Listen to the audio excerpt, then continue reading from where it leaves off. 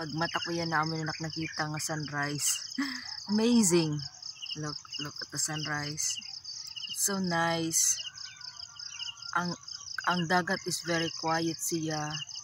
Tapos ang sunrise look nakikita siya. So nice. Amin at akong surrounding nga didi ha amon. Adto dito ha ubos sa resort ito hiya. Dito. Tas dagat. Tas added sunrise. So it's nice. Thank you Lord God for this day. It's so nice. Ayan ang sunrise. It's so amazing.